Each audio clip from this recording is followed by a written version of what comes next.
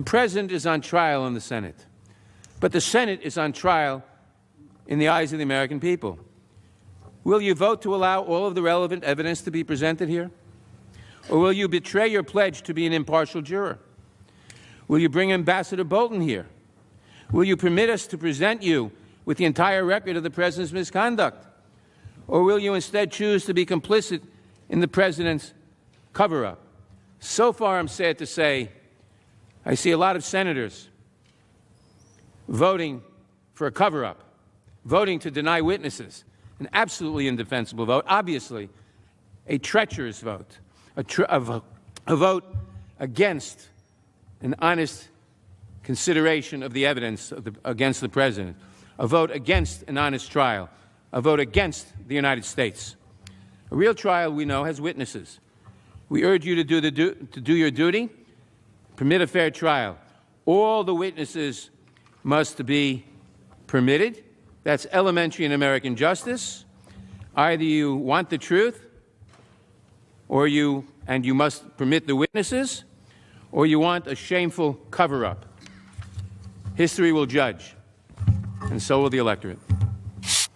Chairman Nadler talked about treacherous. At about 12:10 a.m., on January 22nd, the chairman of the Judiciary Committee at this body, on the floor of this Senate, said executive privilege and other nonsense.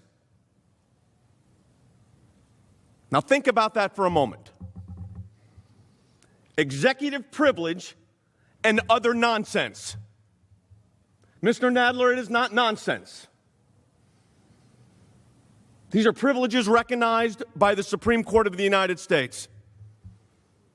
And to shred the Constitution on the floor of the Senate, to serve what purpose? The Senate is not on trial.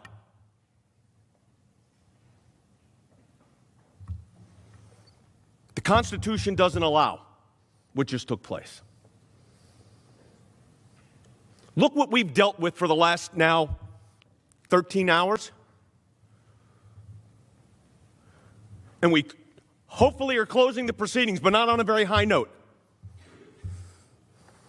Only guilty people try to hide evidence. So I guess when President Obama instructed his Attorney General to not give information, he was guilty of a crime. That's the way it works, Mr. Nadler? Is that the way you view the United States Constitution? Because that's not the way it was written. That is not the way it's interpreted. And that's not the way the American people should have to live. I'll tell you what's treacherous. Come to the floor of the Senate and say executive privilege and other nonsense. We came here today to address the false case brought to you by the House managers. Sorry. We've been respectful of the Senate. We've made our arguments to you. And you don't deserve, and we don't deserve, what just happened. Mr. Nadler came up here and made false allegations against our team. He made false allegations against all of you. He accused you of a cover-up. He's been making false allegations against the President. The only one who should be embarrassed, Mr. Nadler, is you for the way you've addressed this body. This is the United States Senate. You're not in charge here. Now let me read you a quote from Mr. Nadler not so long ago. The effect of impeachment is to overturn the popular will of the voters. There must never be a narrowly voted impeachment or an impeachment supported by one of our major political parties and opposed by the other.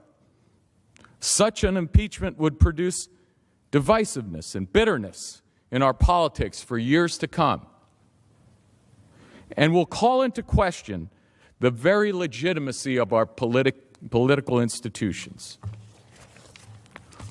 Well, you've just seen it for yourself. What happened, Mr. Nadler? What happened?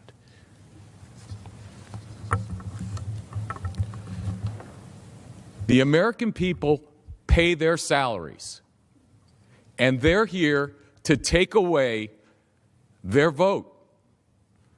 They're here to take away their voice.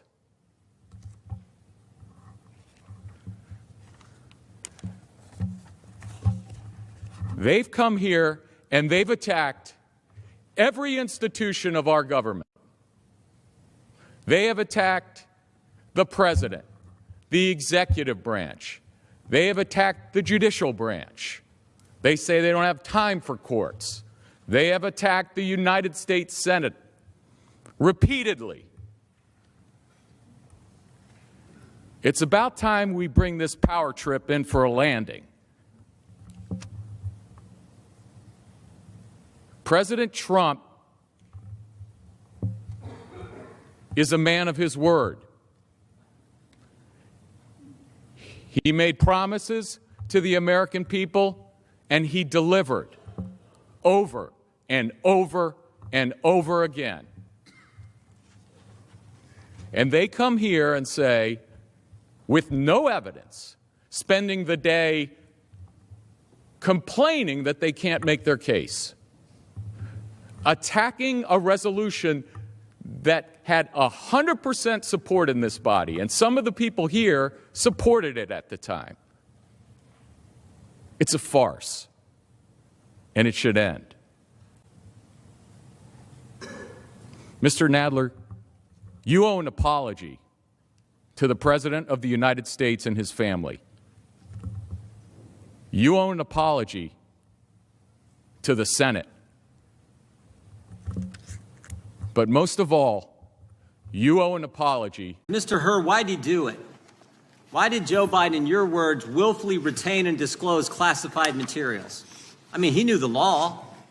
Been in office like 50 years.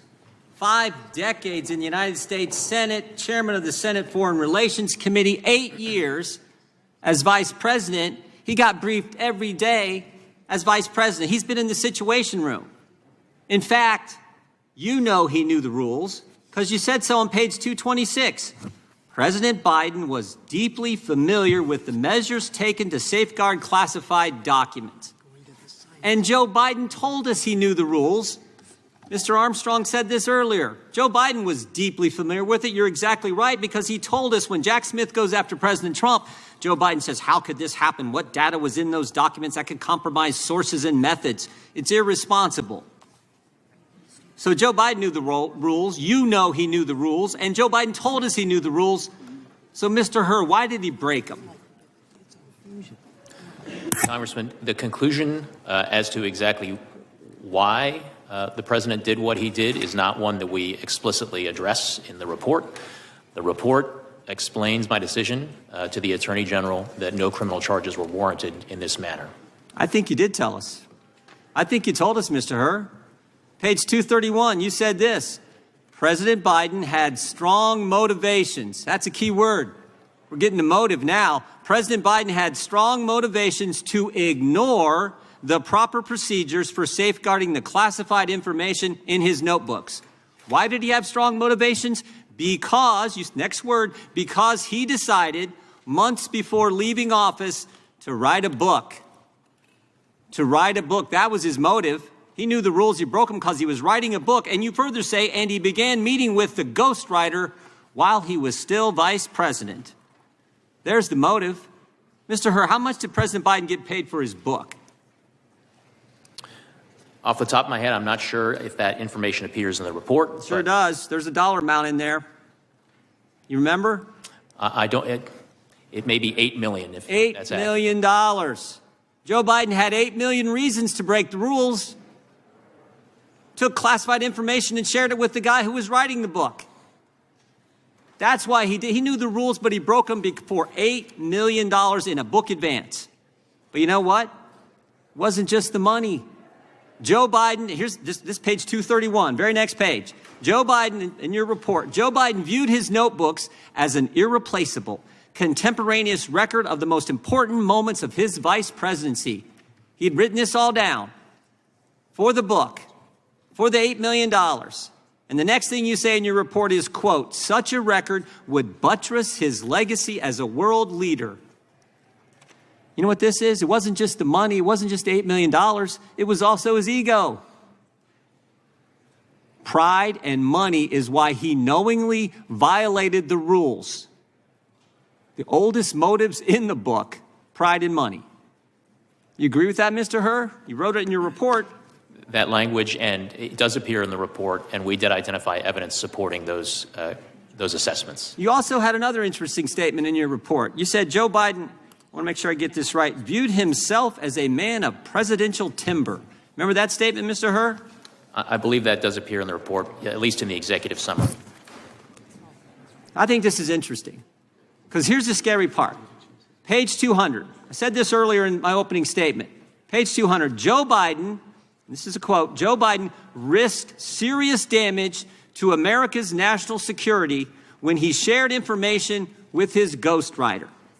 Shared it with his ghostwriter, the guy who was helping Joe Biden get $8 million. And oh, by the way, Mr. Herr, what did that ghostwriter do with the information Joe Biden shared with him on his laptop? What did he do after you were named special counsel?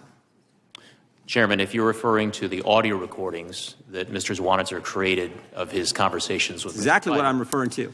He slid, if I remember correctly, he slid those files into his recycle bin on his computer. Tried to destroy the evidence, didn't he? Correct. The very guy who was helping Joe Biden get the $8 million, Joe Biden used the motive for Joe Biden to disclose classified information, to retain classified information, which he definitely knew was against the law. When you get named special counsel, what's that guy do? He destroys the evidence. That's the key takeaway in my mind. That's the key takeaway. I yield back.